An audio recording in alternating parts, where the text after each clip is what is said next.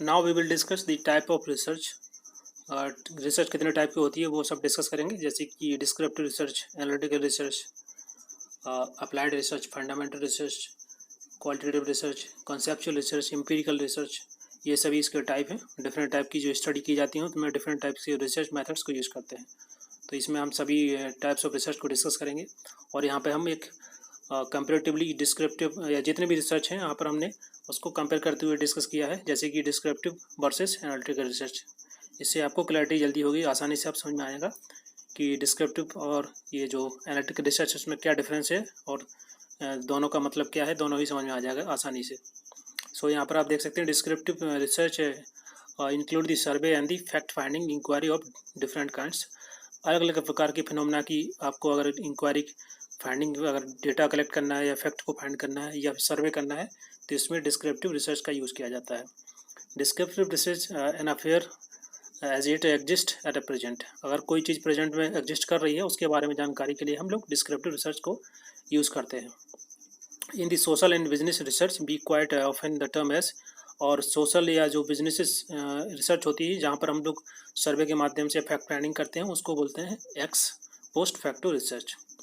For the description research study, तो ये business purpose के लिए या सोशल रिसर्च पर्पज़ के लिए हम लोग यूज़ करते हैं एक्स पोस्ट फैक्टो रिसर्च। ये इंपॉर्टेंट, इसको आप याद करना है। Ex post facto research direct question आ जाता है कि इसका मतलब क्या होता है या किस टाइप की रिसर्च है।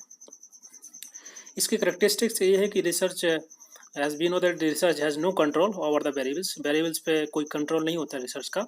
And he can only report what has happened और व्हाट इज़ हैपनिंग, क्या चीज़ हो रहा है या क्या घटना घट रही है, तो उसके बारे में केवल जानकारी दे सकती है। सो जैसे कि example of preference of the peoples, frequency of the shoppings. जैसे कि अगर हम सर्वे करना है हमें किसी पर्टिकुलर कोई कॉस्मेटिक प्रोडक्ट है, उसमें लोगों के क्या प्रेफरेंसेस उसको प्रोडक्ट को लेके, तो उसकी जानकारी उसका सर्वे हम इसके माध्यम से करते हैं एक्स पोस्ट फैक्टो रिसर्च के। तो इसमें क्या होता है कि हम ये जिसको जो डिफरेंट वेरिएबल्स होते हैं कि लोग उसको पसंद करते हैं कि नहीं करते हैं, या कितना लाइक करते हैं या क्या कितना डिसलाइक करते हैं, तो उसके जो वेरिएबल्स होते हैं उस पर रिसर्च का कोई डायरेक्टली कंट्रोल नहीं होता, यही बताया गया है इसमें। तो बेसिकली जो best example is the preference of the people. अगर वहीं हम बात करें एनालिटिकल रिसर्च की, तो रिसर्च हैज़ यूज फैक्ट और द इन्फॉर्मेशन, और जैसे जो इन्फॉर्मेशन या जो फैक्ट ऑलरेडी प्रेजेंट है, अवेलेबल हैं, हम उन्हीं को एनालाइज करते हैं और उनको क्रिटिकल उनका एनालिसिस करते हैं, एवोल्यूशन करते हैं और उससे फिर फैक्ट फाइंडिंग करते हैं, तो उसको बोलते हैं analytical research. Now the next type of research is applied versus fundamental. यहाँ पर हम अप्लाइड रिसर्च क्या होती है इसको जानेंगे और फंडामेंटल रिसर्च होती है क्या क्या होती है उसको जानेंगे, और दोनों के बीच में डिफरेंस देखेंगे। जैसे कि यहाँ पर हमने देखा है अप्लाइड रिसर्च, एक अप्लाइड रिसर्च और एक्शन रिसर्च दोनों एक ही है। पहले एक्शन रिसर्च आती है, उसके बाद अप्लाइड रिसर्च आती है। So the main aim to finding the solutions for a immediate problems facing a society और इंडिविजुअल्स और इंडस्ट्रियल बिजनेस ऑर्गेनाइजेशन। कोई बिजनेस संस्थान या कोई इंडस्ट्री या कोई सोसाइटी कोई ऐसी प्रॉब्लम से फेस कर रहा है जो करंट में इमीडिएट प्रॉब्लम है, तो इमीडिएट प्रॉब्लम को सॉल्व करने के लिए हम लोग अप्लाइड रिसर्च का यूज़ करते हैं ताकि उसका इमीडिएट सोल्यूशन निकाला जा सके। वहाँ पर हम अप्लाइड रिसर्च का यूज करते हैं। वहाँ पर एक्शन रिसर्च भी इसी का पार्ट होता है। Action research is the first step and the applied is the second step. So if the question ask in the paper that what is the action research, then also the same definition or same types we can say that in the action research also we will find out the immediate solutions. So the action is the first step and the applied is the second step. Now the fundamental research also known as the basic research or pure research. So basically क्या होता है fundamental research में, जो existing knowledge होता है उसमें कुछ हम ऐड करके न्यू नॉलेज को डेवलप करते हैं, न्यू नॉलेज को डेवलप करते हैं। बेसिकली इसका मतलब यही होता है फंडामेंटल रिसर्च का। ये टोटली थियोरेटिकल रिसर्च होती है। जैसे कि फॉर एग्जांपल अगर एग्जांपल हम ले सकते हैं कि लॉ ऑफ डिमांड का जो कर्व होता है या जो उसकी थ्योरी होती है वो फंडामेंटल रिसर्च के है। तो इसमें लिखा है कि research the mainly concern with the generalization and with the fundamental theories. Gathering knowledge for the knowledge sake is a term pure research. जैसे कि यहाँ पर ये टर्म मेंशन की गई है, इंपॉर्टेंट है यहाँ पर। Gathering knowledge for the knowledge sake in term is the pure research. जैसे मैंने बताया है कि आप जो एग्जिस्टिंग नॉलेज है उसमें कुछ नया और ऐड करके आप नए नॉलेज को डेवलप करते हैं। नेचुरल फिनोमेना और the pure fundamental mathematic are example of fundamental research. Fundamental research की जो बेस्ट एग्जाम्पल हम ले सकते हैं कि जो प्योर मैथमेटिकल होता है, मैथमेटिक्स होता है और फिनोमेना होते हैं, नेचुरल फिनोमेना होते हैं, वो फंडामेंटल रिसर्च के बेस्ट एग्जाम्पल हैं। But research at a certain conclusion facing social और the business problem is a example of applied research. But वहीं अगर हम बात करेंगे अगर ऐसे बिजनेसेस या ऐसे सोशल या प्रॉब्लम्स जो कि हमारे करंट सिनेरियो में एग्जिस्ट करती हैं, तो वहाँ पर हम जो सोल्यूशन निकालते हैं उनको, वो एग्जाम्पल है एज ए अप्लाइड रिसर्च का, जो हमने ऑलरेडी आपको पहले बता दिया है। तो certain the central aim of the applied research is to discover solution for the practical problem. जो प्रैक्टिकल प्रॉब्लम्स है उनके सोल्यूशन निकालने के लिए हम अप्लाइड रिसर्च का यूज़ करते हैं। Now the next is quantitative and the qualitative research. यहाँ पर हमको समझना होगा सिंपल तरीके से कि जो क्वांटिटेटिव रिसर्च होती है उसको हम मेजर नहीं कर सकते, दैट कांट बी मेजर। ये बेसिकली यूज होता है कॉन्सेप्ट को अंडरस्टैंड करने के लिए, या किसी फिनोमेना को, जैसे कि एथनोग्राफी या कॉन्सेप्ट हुआ, उन सबको समझने के लिए हम क्वालिटेटिव रिसर्च का यूज करते हैं। जैसे कल्चरल नॉर्म्स हुई या ह्यूमन बिहेवियर हुआ, ह्यूमन थॉट्स हुआ, थिंकिंग हुई, इसके लिए हम क्वालिटेटिव रिसर्च का यूज करते हैं, क्योंकि उसको हम मेजर नहीं कर सकते। How can you measure the emotions, the behaviour of the human? So we will use the qualitative research. And वहीं पर अगर हम क्वांटिटेटिव रिसर्च की बात करें तो उसको मेजर कर सकते हैं, तो वहाँ पर क्वांटिटेटिव इसका यूज किया जाता है। कोई भी फिनोमेना अगर उसको हम क्वांटिटी के टर्म में अगर एक्सप्रेस कर पाते हैं, तो वहाँ पर हम क्वांटिटेटिव रिसर्च का यूज करते हैं। इसमें आपका यही लिखा हुआ है जो मैंने अभी बताया है, तो आप इसको पढ़ सकते हैं यहाँ पर। Now next is the conceptual versus the empirical research. What is the conceptual research and what is the empirical research? और दोनों के बीच में डिफरेंस क्या है, इसको भी जानेंगे यहाँ पर। बेसिकली जो कॉन्सेप्चुअल रिसर्च होती है, ये जो थिंकर्स होते हैं और जो फिलोसफर्स होते हैं उनके द्वारा यूज़ की जाती है टू डेवलप न्यू कंसेप्ट और to interpret the existing concept.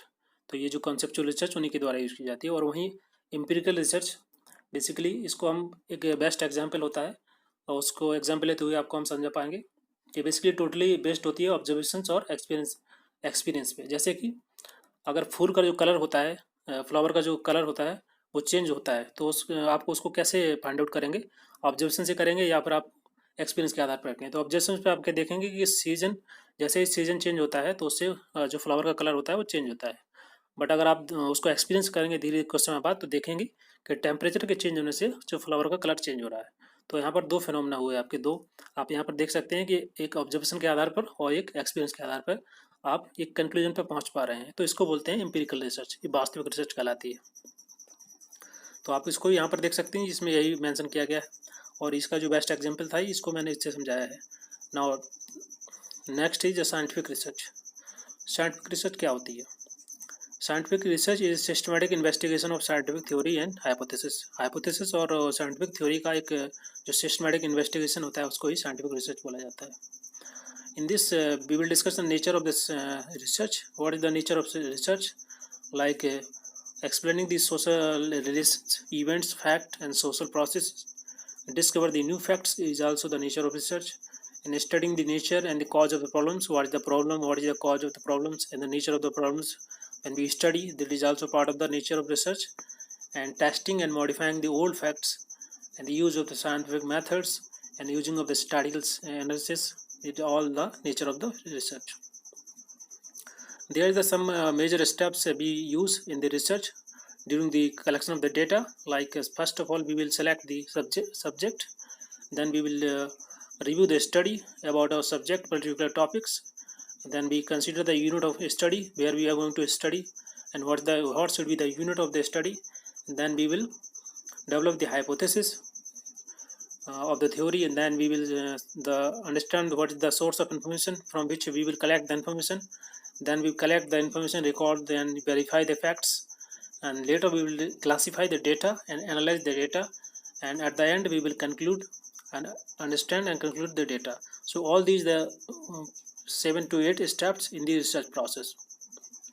These are the important process. So now the next is importance of the research. What is the importance of research? Why we use the research? First, basic concept, basic understanding. The importance of the research is to find out the new knowledge, and also just to removal of the ignorance, and removal of the dogmatics, अंधविश्वास अज्ञानता को दूर करने के लिए हम research करते हैं। रिसर्च का ये उसका इम्पोर्टेंट है। साथ साथ ही अगर हमको जो करंट में प्रॉब्लम्स होती हैं, समस्याएं होती हैं, उनको सुलझाने के लिए to remove the problems like population worst, unemployments, poverty, इन सभी के लिए भी रिसर्च का यूज़ किया जाता है। इसका मैन इम्पोर्टेंट है।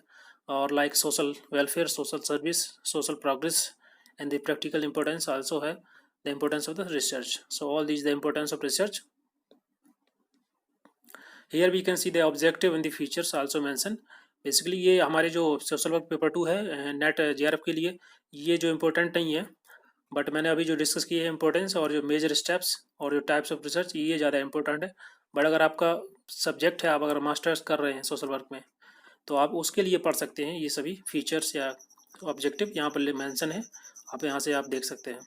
फीचर्स जैसे ऑब्जेक्टिविटी, इससे और रिलायबिलिटी के लिए इसके मैन इसका फीचर्स है, कंसिस्टेंसी बढ़ाने के लिए और साथ एक्यूरेसी करने के लिए, validity, credibility, generalisation, systematic, replicables and cyclic, ये सभी इसके फीचर्स होते हैं। यही इसका ऑब्जेक्टिव भी मेंशन है, आप यहाँ से पढ़ लेना। बट हमारे जो पेपर के लिए इम्पोर्टेंट जो है वो मेन चीज़ है इसकी आपकी major step of research, what is the scientific research and different types of research जो मैंने अभी डिस्कस किए, ये ज़्यादा इंपॉर्टेंट है पेपर के लिए, तो आप इसको अच्छे से पढ़ना। सो इसमें आपके सभी टाइप्स को मैंने डिस्कस कर दिया।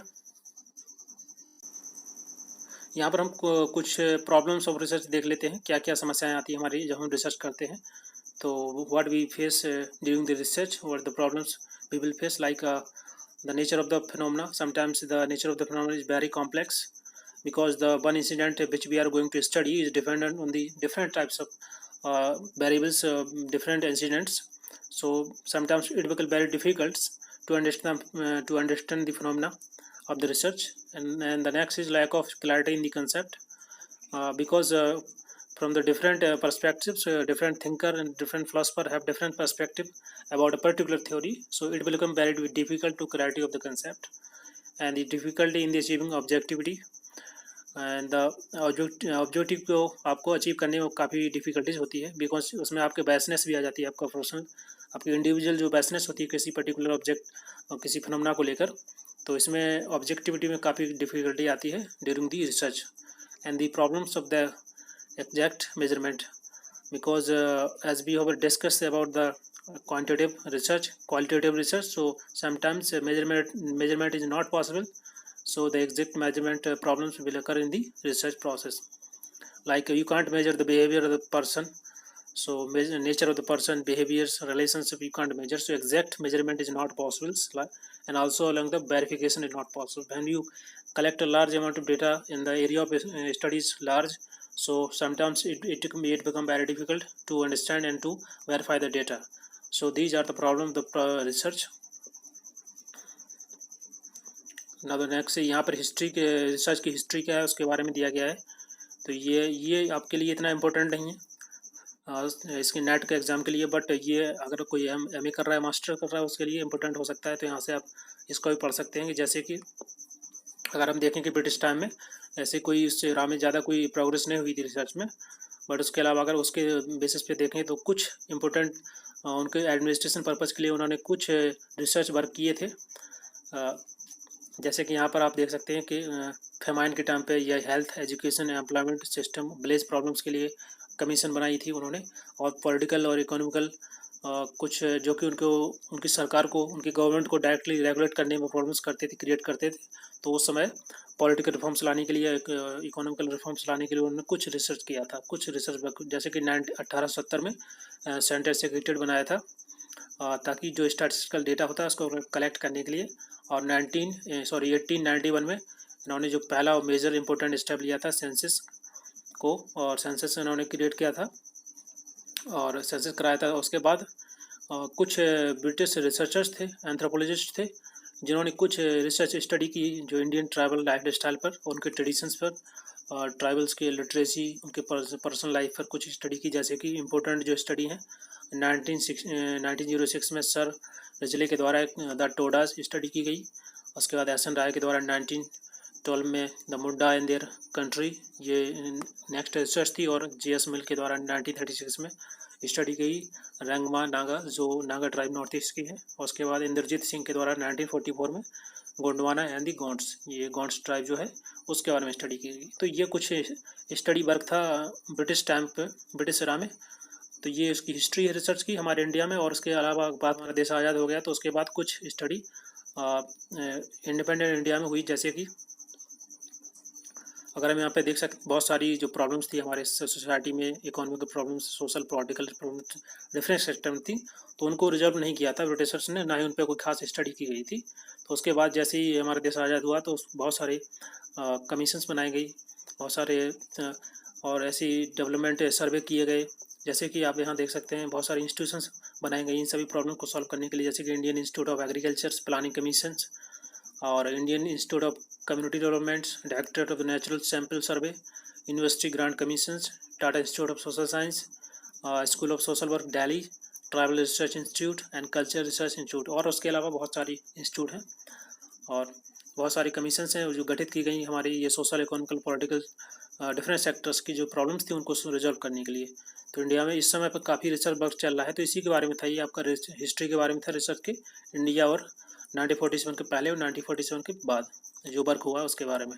तो ये इतना इम्पोर्टेंट नहीं है आपके इस एग्ज़ाम के प्रोस्पेक्टिव से, जैसे कि सोशल वर्क पेपर 2 के अकॉर्डिंग, बट जो लोग सोशल वर्क मास्टर्स कर रहे हैं उनके लिए इम्पोर्टेंट हो जाता है, तो आप यहाँ से पढ़ सकते हैं।